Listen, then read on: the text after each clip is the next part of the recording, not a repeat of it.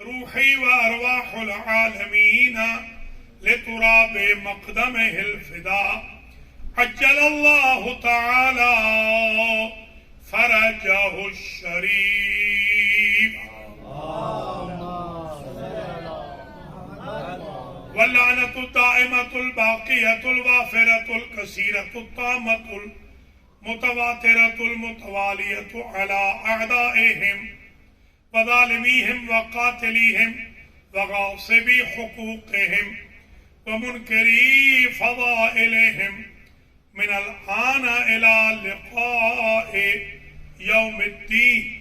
أما بعد فقد قال الله سبحانه وتعالى في القرآن المجيد والفرقان الحميد والمصحف الكريم والكتاب العظيم وقوله الحق وهو أصدق القائلين. بسم الله الرحمن الرحيم. يسألونك عن الشهر الحرام قتال فيه قل قتال فيه كبير. صلی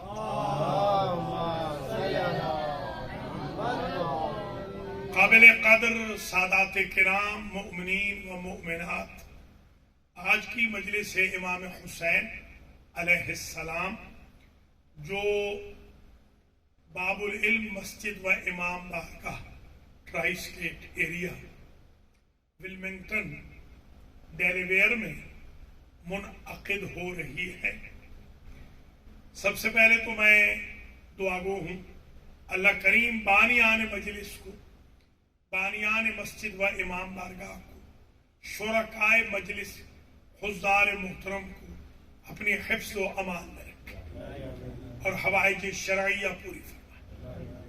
جو بانیان کے مرحومین ہیں، حضار محترم کے مرحومین، والنٹیئرز کے، ڈونرز کے، خدمت گزاران باب العلم کے، اللہ ان کے درجات اخروی ارفع و اعلیٰ فرمائے. اللہ کریم ہمارے گناہ معاف فرمائے، ہمارے ماں باپ کی لغزشوں سے درگزر فرمائے، ہمیں حصول تقوی اور حفاظت تقوی کی توفیق خیر نصیب فرمائے. ہماری نسلوں میں کوئی دشمن ولایت علی علیہ السلام پیدا نہ ہو، کوئی دشمن عزائے مولا حسین علیہ السلام پیدا نہ ہو.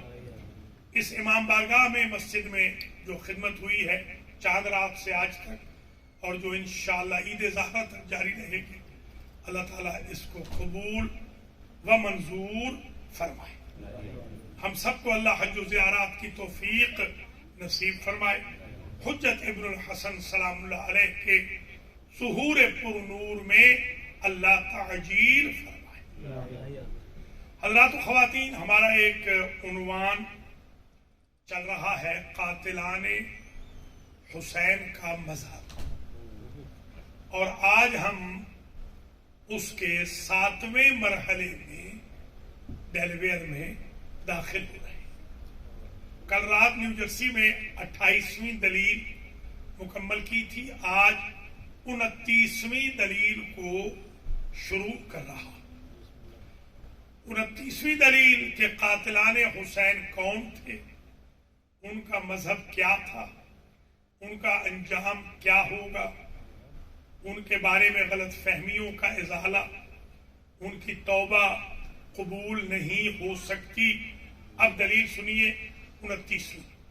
اس دلیل سے اندازہ ہوگا کہ قاتلان حسین کا مذہب کیا ہے. حضور کریم صلی اللہ علیہ وآلہ وسلم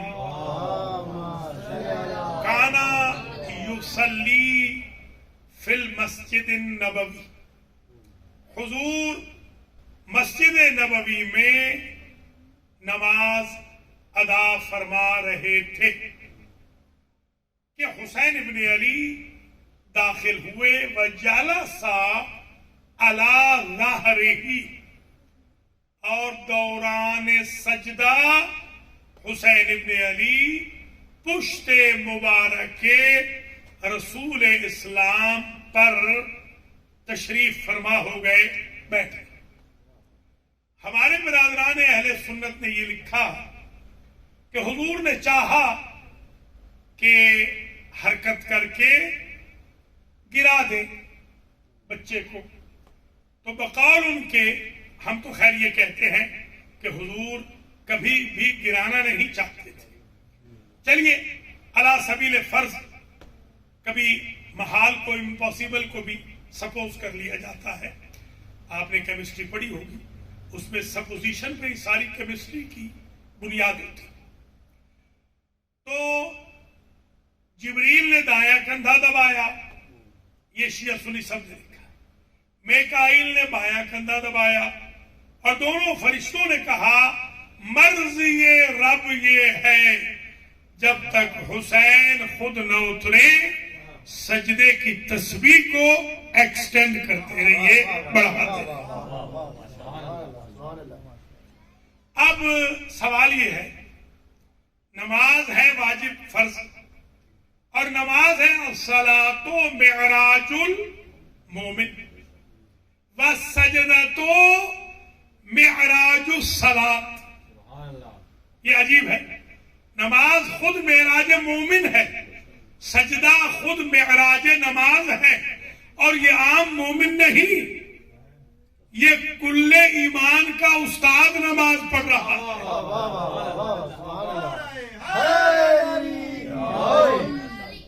یہ وہ نماز پڑھ رہا ہے جس کی اداؤں کا نام شریعت ہے, جس کے گفتار و کردار پر وحی الہی کی مہر ہے. یہ وہ رسول ہے وما ينطق عن الهوى ان هو الا وحی یوحى, بولتا نہیں جب تک اللہ نہ فرمائے, وحی نہ آئے. وما رمیت اذ رمیت ولکن اللہ رما, یہ سنگریزے نہیں پھینکتا, جب یہ پھینک دے تو اللہ کہتا ہے اس نے نہیں پھینکے, مجھ خدا نے پھینکے. ذرا ملاحظہ فرمائیں.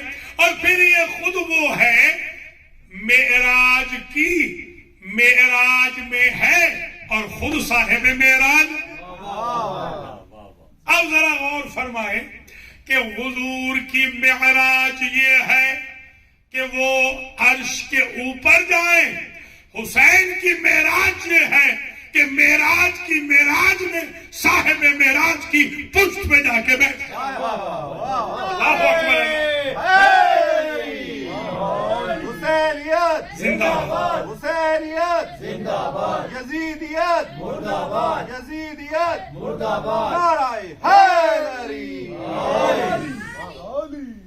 اپنے اذہان عالیہ میں 29ویں دلیل ذہن میں رکھیں, اذہان میں رکھیں عالیہ میں, اور ذرا سوچیں کہ آپ کا نواسہ حالت نماز میں, آپ نماز پڑھ رہے ہیں یہی باب العلم کی مسجد میں, یہی جو مصلی ہیں, آپ نماز پڑھ رہے ہیں, آپ کا نواسہ آ کے آپ کی پشت پہ بیٹھ گیا. ایمان سے بتائیں کہ نماز بچائیں گے یا نواسے کو بٹھائیں گے؟ آپ نماز بچائیں گے, نواسے کو گرا دیں گے. نواسا گرتا ہے تو گر جائے, نماز بچنی چاہیے. تو جو کام آپ کا سینس کہتا ہے وہ رسالت کے سینس میں نہیں آیا. تو اب یہ سوال یہ ہے, اگر حضور, توجہ دلیل, اگر حضور حسین کو صرف نواسا سمجھتے, نماز بچاتے, نواسا گراتے, حضور حسین کو دین مجسم سمجھ رہے تھے, دین کا گرانا نبی کے لیے بھی جائز نہیں. دین است حسین,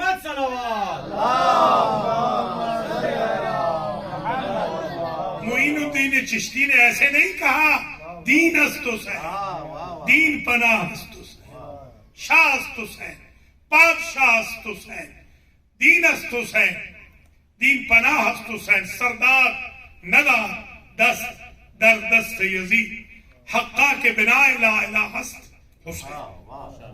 دیکھیں یہ دین مجسم کو خاتم الانبیاء بھی گرا نہیں سکتے, بلکہ اسے بچانا ہے. اب یہ بات اگر طے ہو گئی, یہ تو حسین ابن علی کا بچپنا ہے نا, ذرا غور فرمائیں.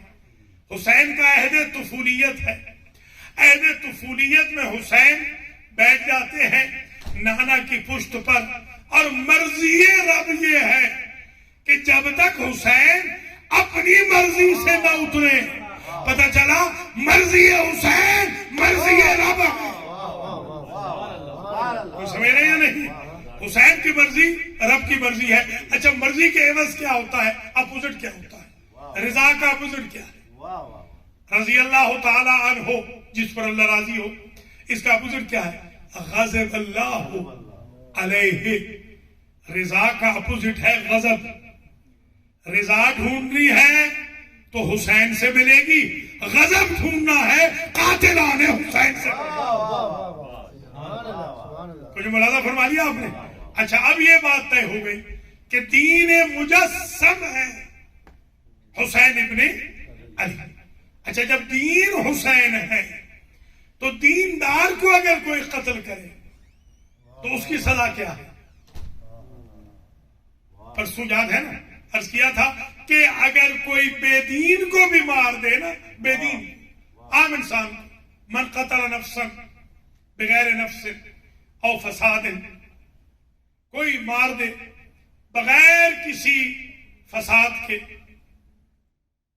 بغیر نفس، کوئی قتل نہیں کیا اس نے، اسے آ کے مار دیا. فکانما قتل الناس جمیعا، عام بندہ بھی مار دے عام، تو وہ انسانیت کا قاتل ہے. کوئی دیندار مارے تو اس کی جزا جہنم ہے خالدن فیہا. آیتیں پڑھ چکا ہوں پہلی مجالس میں.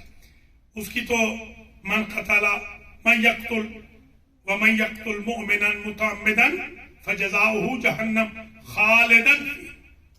یہ طے ہو گئی بات کہ جو مومن کو مارے یعنی دیندار کو، وہ ابدی جہنم میں ہے. مومن یعنی دیندار.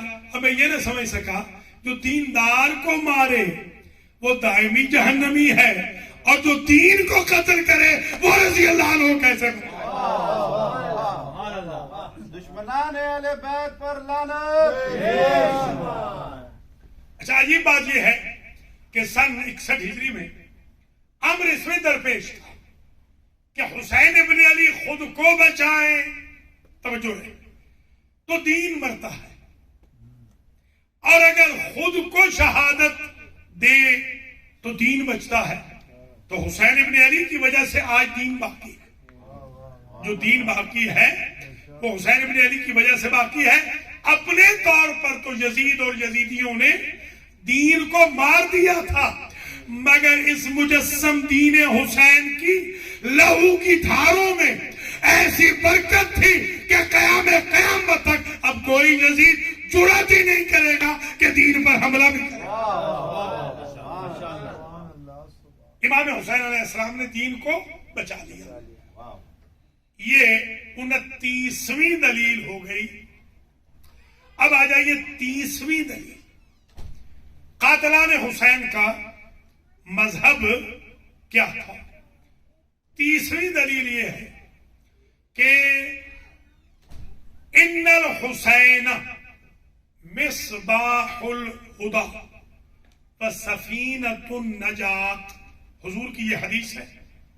تمام مکاتب فکر نے اسے بلا خوف تردید ثقہ صحیح معتبر روایت سمجھ کے لکھا.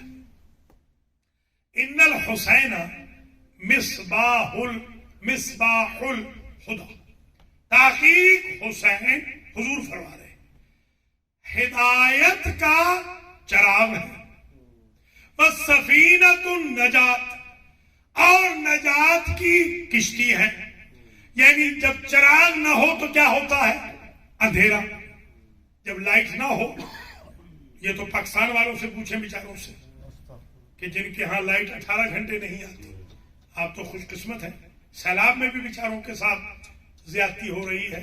حکمران آپس میں لڑ رہے ہیں، ان کو فکر نہیں ہے کہ لاشیں گر رہی ہے، گھر گر رہے ہیں. 400 بستیاں ملیاں میٹ ہو گئیں. ان کا ایگو ختم نہیں ہو رہا.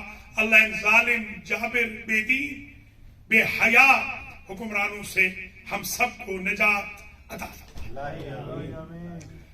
تو دیکھیے ہدایت، انا علینا للہدی قرآن کہتا ہے.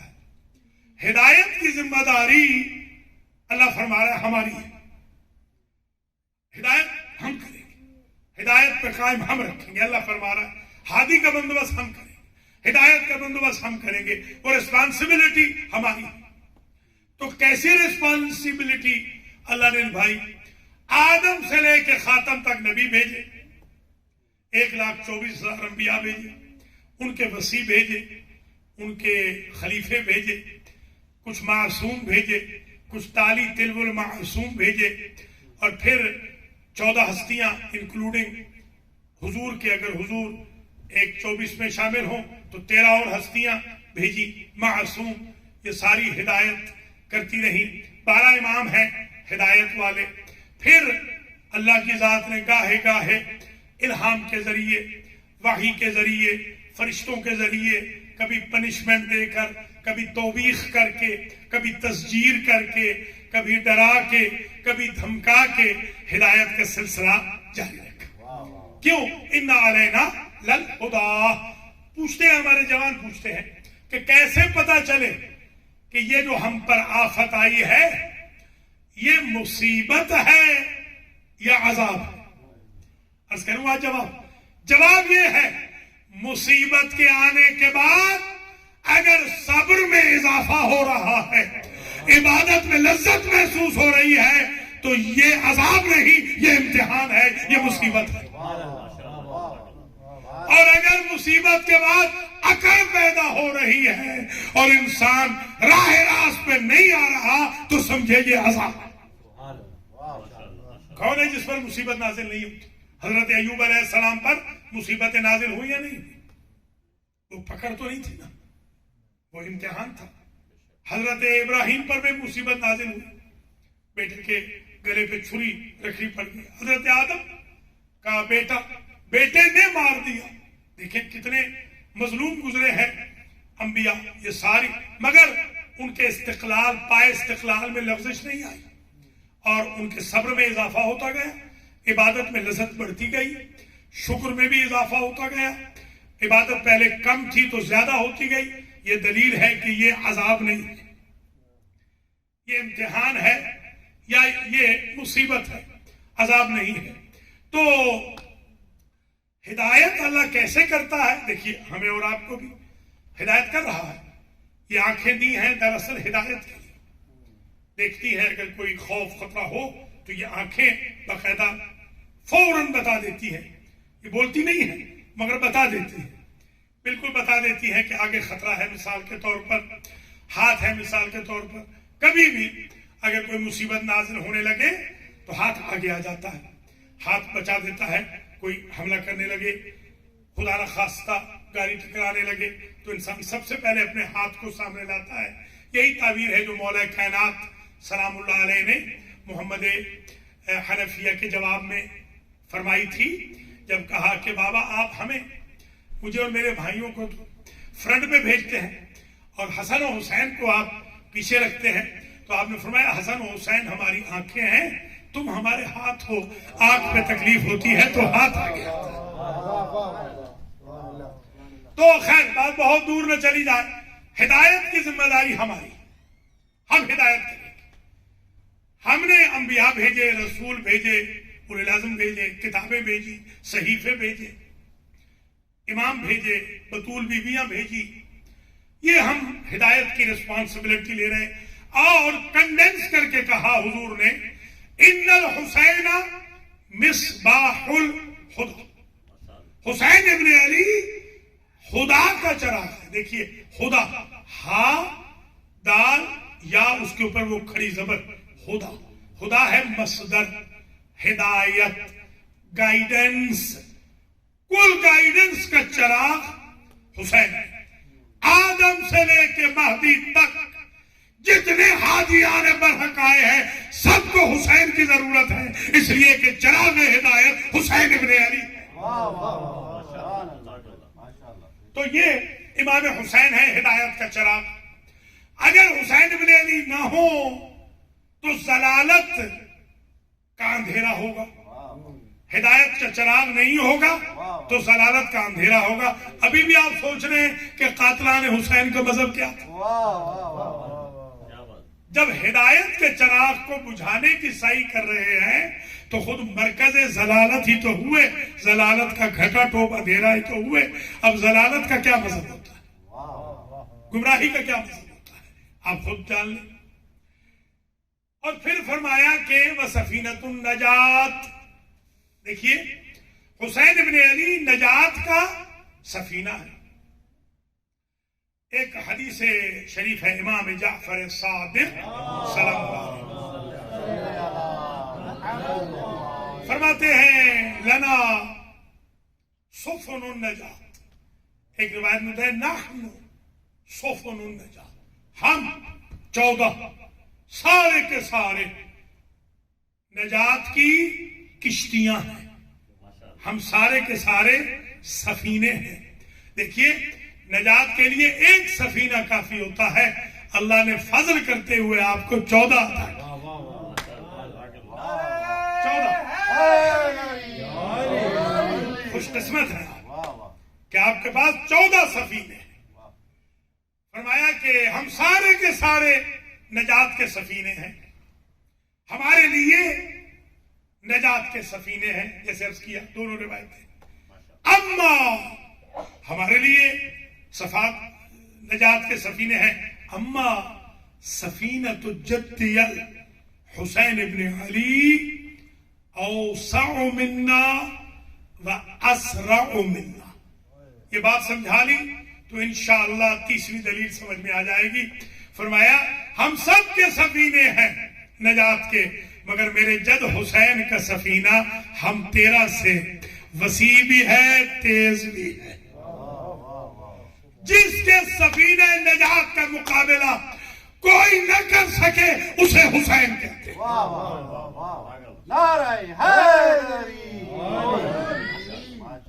من رکبہا نجا ومن تخلف عنہا غرق بہوا. یہ تو آپ پڑھ چکے ہیں، سن چکے ہیں ہمیشہ. آل محمد کے سفینے میں جو سوار ہو گیا وہ نجات پا گیا، جو سوار نہیں ہوا وہ ہلاک ہو گیا. اب آپ سے میں پوچھتا ہوں، یہ جو بنی اسرائیل کے لوگ ہلاک ہوئے تھے ان کا مذہب کیا تھا؟ یہ جو قابیل ملعون ہلاک ہوا تھا اس کا مذہب کیا تھا؟ یہ جو مشرک نوح کے دور کے ہلاک ہوئے تھے ان کا مذہب کیا تھا؟ ابراہیم کے جو دور کے مشرک و کافر و ملحد بدعقیدہ بت پرست ہلاک ہوئے تھے ان کا مذہب کیا تھا؟ فرعونیوں کا مذہب کیا تھا؟ نمرودیوں کا مذہب کیا تھا؟ حامانیوں کا مذہب کیا تھا؟ شدادیوں کا مذہب کیا تھا؟ قارونیوں کا مذہب کیا تھا؟ اب سمجھ لیجئے یزیدیوں کا مذہب کیا تھا؟ یہ سارے کے سارے ایک طرف، جرائم یزید اور یزیدیان ایک طرف. یہ ہلاک شدگان ہے، اس لیے کہ سفینہ نجات سے یہ دور ہے، یہ گھٹا ٹوپ اندھیروں میں ہے. اس لیے کہ جو مصباح الہدا ہے اس کو گل کرنے کی سبیل کر رہے ہیں. دیکھیے امام حسین ہے مصباح الہدا، تبھی تو چراغ گل بھی کروا دیا ابو الفضل کے ذریعے، تو گیا کوئی نہیں. اس لیے کہ وہ سمجھ رہے ہیں کہ یہ دنیاوی چراغ گل ہوا ہے، اصل چراغ تو حسین ابن علی. اللہ اکبر اللہ اکبر. 31ویں دلیل جو میں عرض کرنا چاہ رہا ہوں، حضور کی حدیث پاک حسین منی و انا من حسین. یہ عموماً غلط لکھا ہوتا ہے، یہ تصحیح کر لیجیے گا. من الحسین غلط ہے، الحسین منی و انا من الحسین. پاکستان میں ملتان میں یہ ہمارے آغا ڈاکٹر ابو القاسم شیرازی کے شہر میں میں بھی غلط پڑھتا رہا ہوں.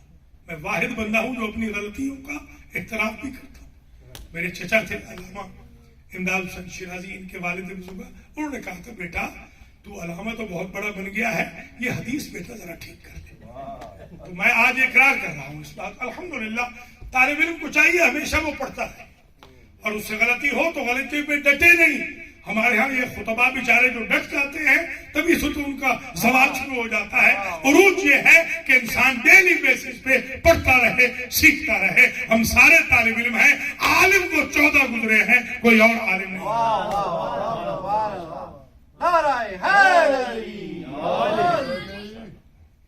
حسین منی, ہم تو خیر ایسے بھتیجے تھے برا نہیں مناتے, ہمارے بھتیجے تو برا مناتے. یہ بڑی مصیبت ہے. ہم تو خوش ہوتے تھے کہ چچا ہمیں ٹوکے, چچا کچھ بتائیں. اگر ہم کہہ دیں کسی بھتیجے کو کہ بیٹا اشہد ان محمد رسول اللہ نہیں ہے, رسول اللہ ہے, تو شاید مجلس میں ہی نہ ہے. تھوڑا سا ان کو سمجھائیں کہ مولانا کو پڑھائیں نہیں, مولانا سے پڑھیں. آپ کا جاب مولانا کو ڈکٹیٹ کرنا نہیں ہے, مولانا سے سیکھنا. آپ کا استاد اور شاگرد میں کچھ تو فرق ہونا چاہیے. خیر بات بہت دور نہ چلی جائے, ویک ڈے بھی ہے اور ماشاءاللہ آپ تھکے ہوئے بھی ہیں, مگر ماشاءاللہ اتنی کثیر تعداد میں جمعہ کے دن آپ کا باب العلم میں آ جانا, یہ آپ کے جذبہ ایمانی کی دلیل ہے. اللہ آپ کے اس جذبے کو انشاءاللہ نسلاً بعد نسلن تا قیام قائم برقرار رکھے. حضرات و خواتین, گفتگو سبب ہونے جا رہی ہے 31ویں دلیل جو میں آپ کی خدمات عالیہ میں پیش کر رہا ہوں, وہ اس حدیث کے تناظر میں. حسین منی و انا من حسین, حسین مجھ سے ہے اور میں حسین سے ہوں. اس پر بزرگان عزیزان خواہران, اس پر کتابیں لکھی گئی ہیں, بڑے بڑے والیوں. ایک مجتہد نے کتاب لکھی حسین منی پر, پوری کتاب. انہی صاحب نے ایک اور کتاب لکھی اگلے سال انا من حسین, اور اس کا خلاصہ کرتا ہوں. وہ لکھتے ہیں حسین منی, توجہ, حسین منی سادات کا ماضی اور حال ہے, انا من حسین سادات کا مستقبل. ملاحظہ فرما رہے ہیں, حسین منی یہ نسب ہے, انا من حسین حسب ہے. کوئی سمجھے؟ اللہ اکبر, اللہ. حسین منی شجرہ ہے, انا من حسین ثمرہ ہے. ذرا غور فرمائیں. ہمارے جو فقہا ہیں, مجتہدین ہیں, وہ ایک ایک حدیث پر 10 15 20 30 مجالس پڑھ دیتے ہیں, گوشے نکالتے رہتے ہیں. حسین منی, میں حسین سے ہوں. وَأَنَا مِنْ حسین مجھ سے ہے, حسین منی حسین مجھ سے ہے. یہ تو بالکل درست ہے کہ نواسا نانا سے تو ہوتا ہے, نواسا نانا سے ہوتا ہے. یہ جو کہا انا من حسین, میں حسین سے ہوں, یہ کیا مطلب تھا؟ مطلب یہ تھا 60 ہجری تک حسین مجھ سے تھے, قیامت تک میں حسین سے. مولانا فرما رہے یا نہیں؟ 60 ہجری تک محمد الرسول اللہ نے بچایا اسلام, 61 سے لے کے قیامت تک فرزند علی ولی اللہ محمد و آل محمد بلندتر صلوات. قرآن اس کی سپورٹ دیتا ہے. لولا دفع اللہ الناس بعضهم ببعض لہدمت صوامع وبیع وصلوات ومساجد یذکر فیہا اسم اللہ کثیرا. اگر یہ کربلا والے قربانی نہ دیتے, اگر یہ کربلا والوں کی طرح جو مجاہد ہیں قربانی دے کر بعض لوگ شریف شرارتیوں کے شر کو دور نہ کرتے, تو نہ کوئی کلیسا ہوتا, نہ کوئی کنیسا ہوتا, نہ کوئی معبد ہوتا, نہ کوئی جیوش کمیونٹی کا معبد ہوتا عبادت گاہ, نہ کرسچن کی کوئی عبادت گاہ ہوتی, نہ دیگر مذاہب والوں کی کوئی عبادت گاہ ہوتی, نہ کوئی مسجد ہوتی. یہ تو شکریہ ادا کرے ان کربلا والوں کا جنہوں نے اللہ کے نام کو زندہ رکھا. اگر دنیا میں اللہ کا نام زندہ ہے تو حسین ابن علی اور ان کے انصار کی قربانیوں کے سبب، شہدائے کربلا کے سبب، اسیران کوفہ و شام کے سبب، آف کورس عمومی طور پر مجاہد بھی شامل ہیں، مگر اصل جو ہدف یہ ہے بتانا آج کہ جو اسلام قیامت تک بچا ہے، جو اذان قیامت تک بچی ہے، جو اقامت قیامت تک بچی ہے، جو نمازیں بچی ہیں، جو مساجد بچی ہیں، جو کلیسا و کلیسا بچے ہیں، جو ٹیمپلز بچے ہیں، جہاں اللہ کا ذکر ہو رہا ہے کسی نہ کسی صورت میں، اگر آج بھی کتابیں بچی ہوئی ہیں، آج بھی کتابیں ختم نہیں ہوئی، اگر آج بھی شرافت موجود ہے، چاروں پانچوں شریعتوں کی ساری کامن چیزیں اگر آج بھی موجود ہیں، اگر آج غیرت زندہ ہے، اگر آج رشتوں کی پہچان ہے، اگر آج محارم کا احترام ہے، اگر آج حلال محمد حلال ہے، حرام محمد حرام ہے، تو یہ صدقہ ہے حسین ابن علی کا اور شہداء کا۔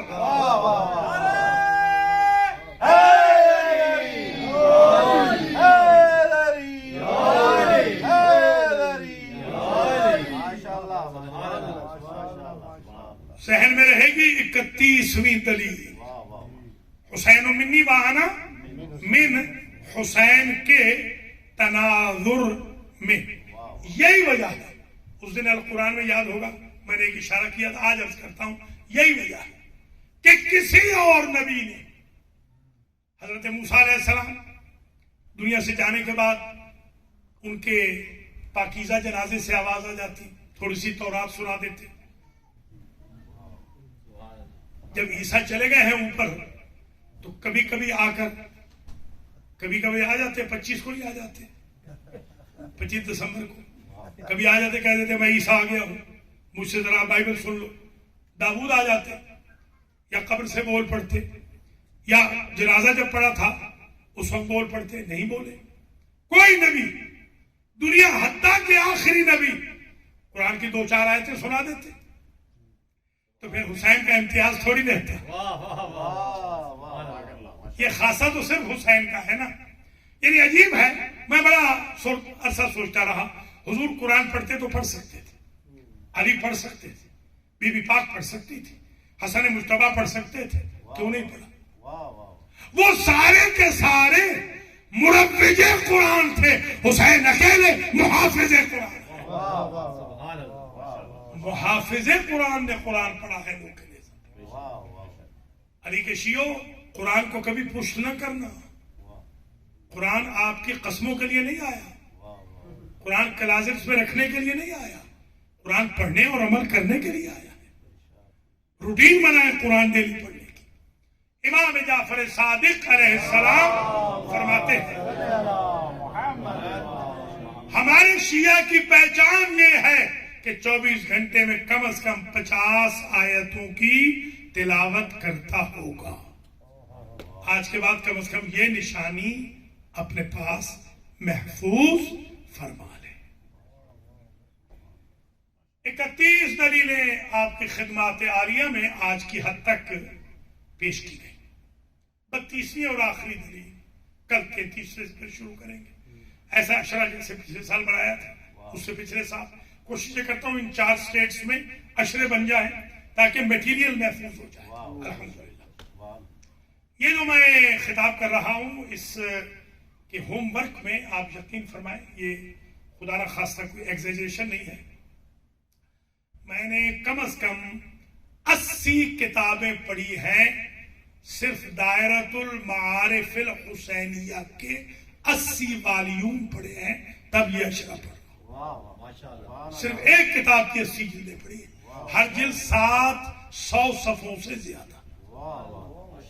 جی ہاں، اور وہ جو دوسری کتب پڑھی ہوئی ہیں وہ تو الگ ہیں، مقتل کی، فضائل کی، بحار الانوار ہے، القطرہ فی مناقب العطرہ ہے، وہ تو اپنی جگہ پہ، ناسخ التواریخ ہے، مثلا الخصائص الحسینیہ ہے، الاسرار الحسینیہ ہے، مثلا ذبح عظیم ہے، وہ تو الگ۔ تو یہ میں عزت حاصل کر رہا ہوں، آخری جملہ کہنے کی آج کی حد تک، کل یہیں سے انشاءاللہ پھر شروع ہوں گے۔ کل تھوڑا سا وقت پہ آ جائے تو نماز بھی انشاءاللہ ٹائم پہ پڑھ لیں گے. آج تو مجھے بھی ذرا تاخیر ہو گئی. کل کوشش کروں گا کہ میں انشاءاللہ ٹھیک 8 بجے یہاں حاضر ہو جاؤں. اللہ تعالیٰ آپ سب کو نمازیوں میں شمار فرمائے. آخری کا آخری جملہ 32واں پروف 32ویں دلیل پیش کر رہا ہوں. ہمارے اپوننٹس، ہمارے مخالفین شد و مت سے زور لگاتے ہیں. ایک مولانا صاحب ہیں مولانا مکی، یہ سفید داڑھی ہے ان کی، اب رنگ کرتے ہیں تو آج کل ان کی داڑھی ہو گئی ہے لال. ہاں لال داڑھی ہے ان کی، مکے سے، یہ سوشل میڈیا پہ آتے ہیں ہمیشہ. اور ایک صاحب ہیں ہمارے وہ گاؤں کے ہیں، گاؤں کے قریب کے، علامہ عطا اللہ بندیالوی. یہ دو بندے اس وقت بہت سخت حسینیت کے خلاف صبح شام یہ حرکتیں کرتے رہتے ہیں. ابھی حال میں جب میں یہ اشرا تیار کر رہا تھا تو بندیالوی کا میں نے ایک جملہ سنا، وہ ذرا سن لیجیے، اور ایک جملہ اس کا مکی کا، اور آج کی حد تک یہ 32ویں دلیل ختم ہو جائے گی. مکی کا جملہ یہ تھا کہ اللہ کریم و رحیم ہے، تواب و غفور ہے، اللہ یزید کو معاف کر دے گا. یہ اس کا جملہ ہے. تو میں نے اس کو جواب میں کہا کہ یہ بتائیں مکی صاحب، اللہ عادل ہے کہ نہیں؟ عادل تو ہے. میں نے کہا یہ بتا دیں کہ اگر اللہ عادل ہے، نعوذ باللہ ثم نعوذ باللہ، نقل کفر نباشد، اگر خدا یزید کو معاف کر دے گا تو کس جنت میں لے جائے گا جہاں سرداری حسین کی؟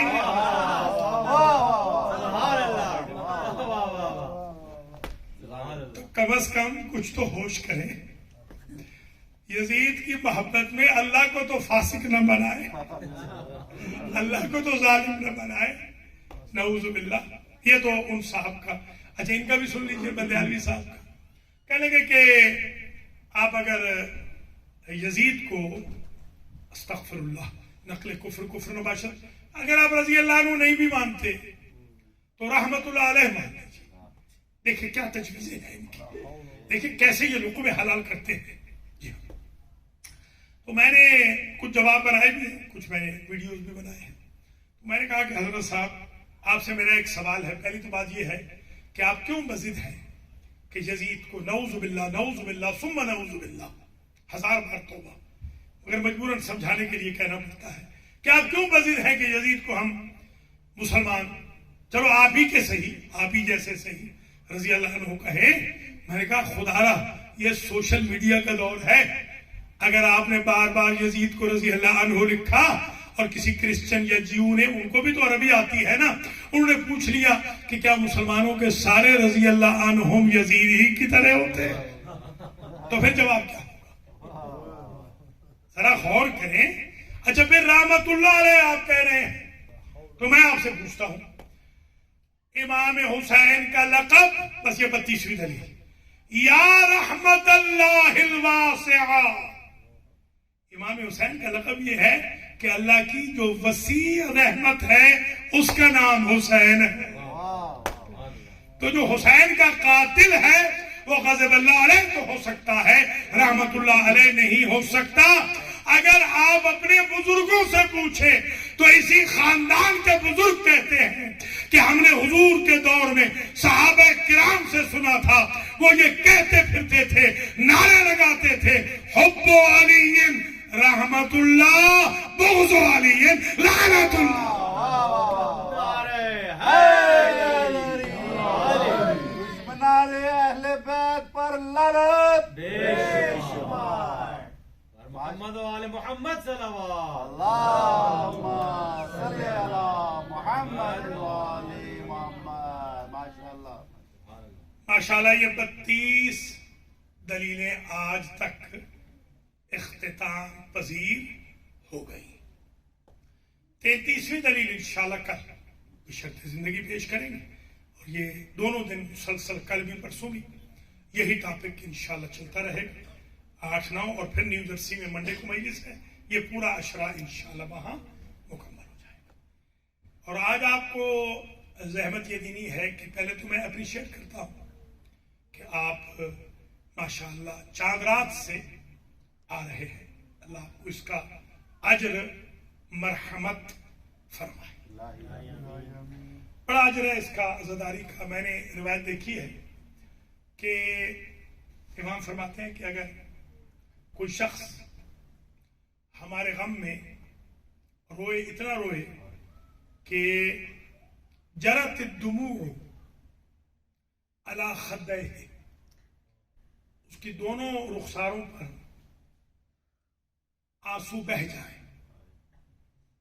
غفر اللہ ما تقدم من ذنبہ وما تأخر، اللہ اگلے پچھلے سارے گناہ اس کے معاف کر دیتا، حتیٰ کہ روایت میں ہے مثلا جناح الذباب، مثل جناح البعوضہ، مچھر کا پر تر ہو جائے، اتنا کوئی رو لے تو جہنم کی آگ اس پہ حرام ہو جاتی۔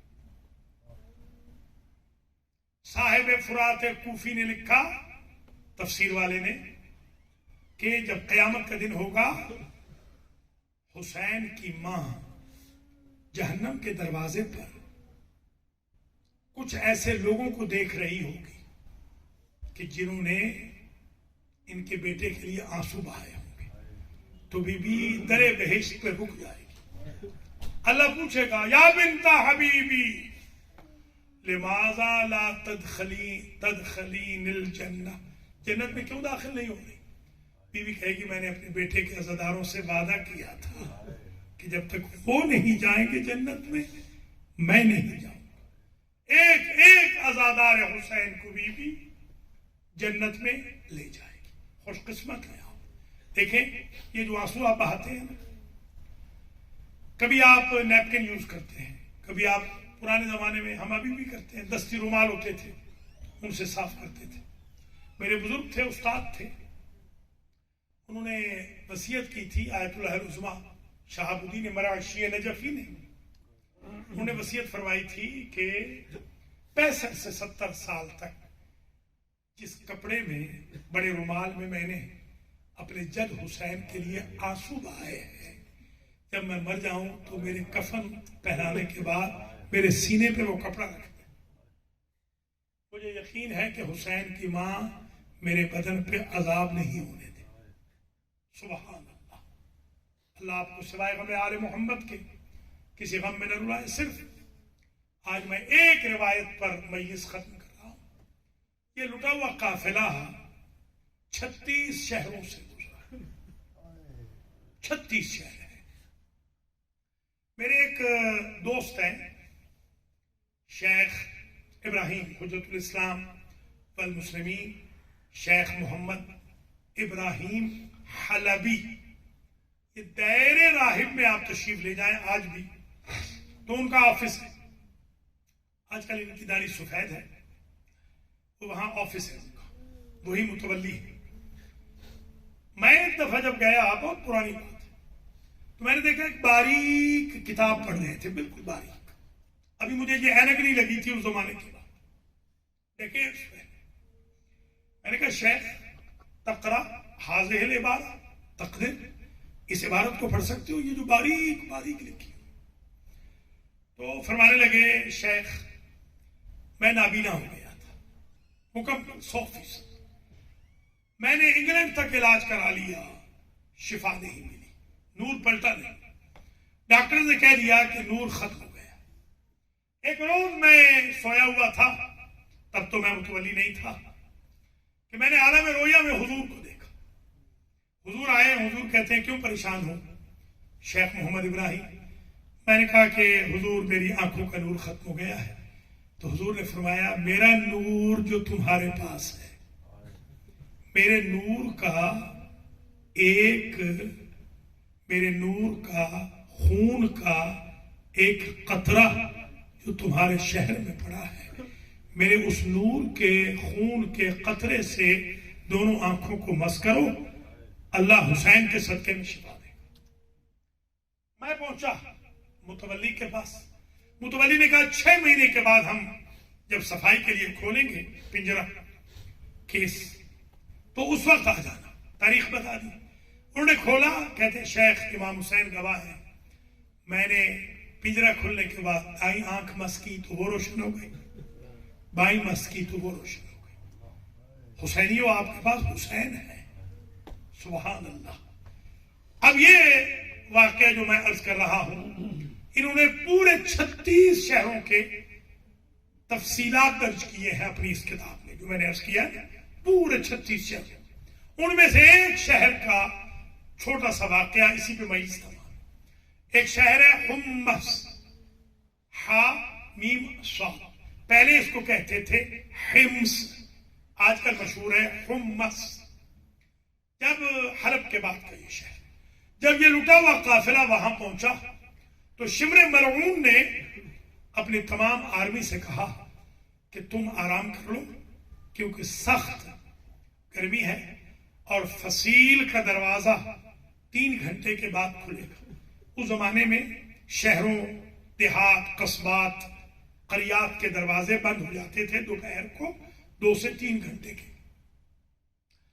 یہ اپنے خیمے کی اوٹ میں اندر جا کے سو گیا اور اس نے ایک غلام کو بٹھا دیا ہاتھ میں تازیانہ دے کر، اور سامنے بیویوں کو ایک سوکھے درخت کے نیچے بٹھا دیا، اور بیویوں کے زخموں کو تازہ کرنے کے لیے حسین غریب کا کٹا ہوا سر اس نے خشک درخت کے اوپر رکھ دیا، اور عابد بیمار سے کہا کہ سب سائے میں جا سکتے ہیں، شہزادے تم سائے میں نہیں جا سکتے، دھوپ میں بیٹھے رہو 2 سے 3 گھنٹے۔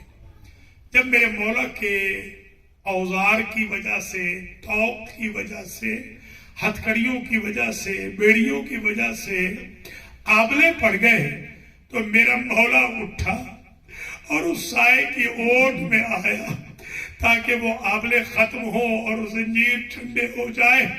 زنجیروں کی آواز جب شمر ملعون تک پہنچی، یہ ملعون اٹھا اور اس کے ہاتھ میں تازیانہ تھا، جلدی سے زینب عالیہ آئی اور آ کر کہا ظالم میرے بھتیجے کو تازیانہ نہ مارنا، اجرکم علی اللہ۔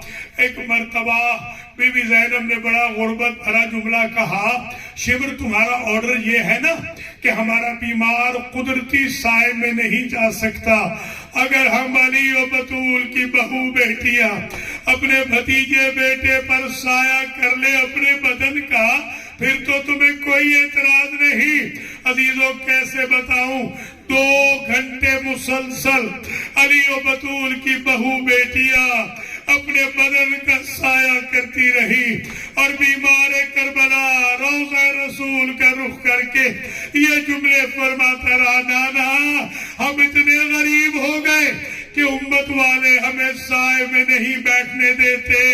2 گھنٹے کے بعد جب دروازہ کھلا تو لوگ ہاتھوں میں پتھر لیے ہوئے کھڑے تھے تاکہ ان قیدیوں کو مارے، انہوں نے پتھروں کی بارش کر دی۔ میں کیسے یہ روایت مکمل کروں، ایک ملعون نے اپنے چھوٹے سے بچے کے ہاتھ میں پتھر دیا ہوا تھا، اس نے جو نشانہ باندھا تو پتھر میرے مولا حسین کی پیشانی میں لگا، میرے مولا کے سر سے تو پہلے ہی خون بہ رہا تھا۔ ایک مرتبہ بی بی زینب نے ہاتھ اٹھانا چاہے، امام سجاد نے کہا پھوپھی اماں ذرا بھائی کے الفاظ سن لے، تو مولا حسین یہ کہہ رہے تھے بہنا یہ نانا کی امت ہے، ہمیں صبر کرنا ہے، ماتم حسین